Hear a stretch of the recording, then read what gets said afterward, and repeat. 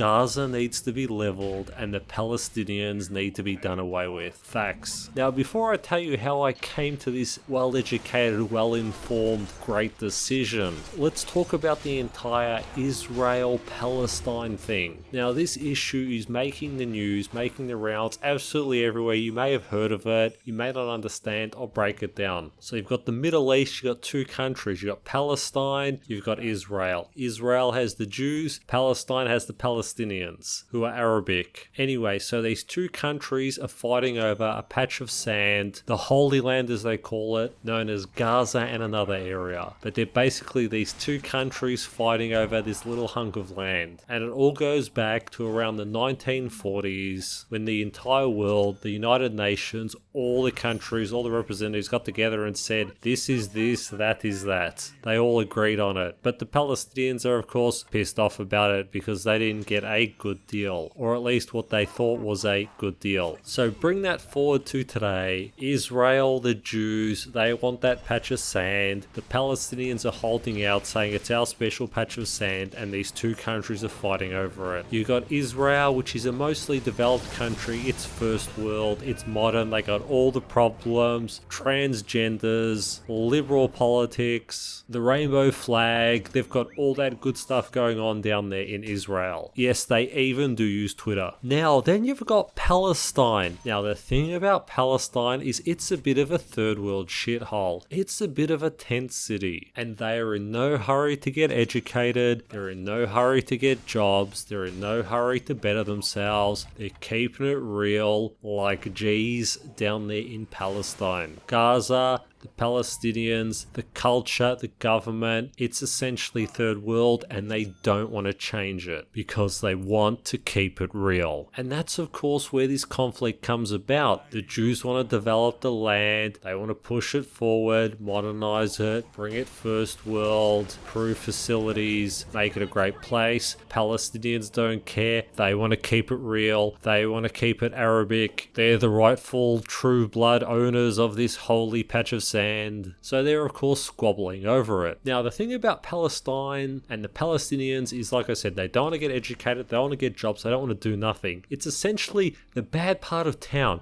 You know, the ghettos where people don't want to do shit and they just sit around and expect the world to conform to their point of view? You know, those sorts of people that are the self-proclaimed kings of whatever? Whereas other countries, other cultures, other societies, they go about doing amazing things, and that's how they gain respect. You know, advances in science, in the arts, technology, all that sort of stuff. Well, the Palestinians don't do none of that. Fuck science, fuck the arts, fuck economies. We're just going to keep it real like G's. And because of that, you have to recognize them as the true owners of the land. So in a nutshell, the Palestinians, Palestine, it's basically a ghetto. It's that bad part of town. Everyone's on welfare. Nobody does shit. Everybody just sits around bitching. Gimme, gimme, gimme, gimme more. I'm not getting a job. I'm not getting educated. I'm not doing anything useful. I'm not doing anything productive because I've been here for 5 generations and this is my land. And literally that's what it is. Anyway, so I didn't give two shits about this issue. Israel, Palestine, don't care. Until I got sucked into the protests. Yes, this shit goes on here in Australia. I got sucked into 2 different protests, both down here in Melbourne. I'm just going about doing what I need to do, out and about, and I got sucked into at least 2 shitty Palestinian protests, and the people are absolutely fucking retarded. They're annoying. They're loud. Their arguments make absolutely no sense at all, and when you try to talk to them about it, you just get all of this retarded rhetoric. Are you working for the Jews?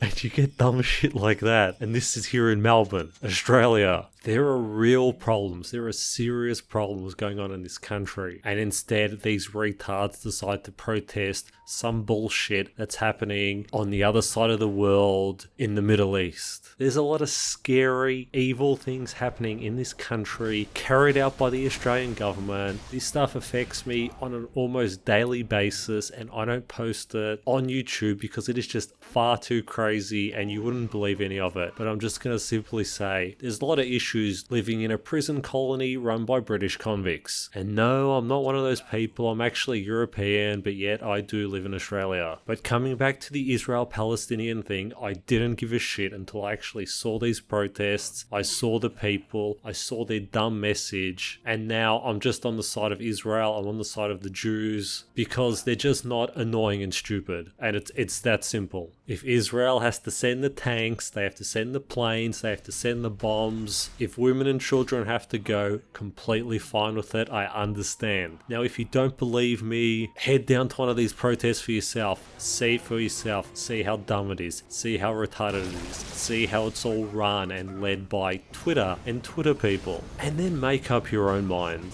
I have yet to have had a problem with Jews, with Israel, but yet the Palestinian protesters have gone out of their way to make my life more difficult. So I am definitely pro-Israel on this thing.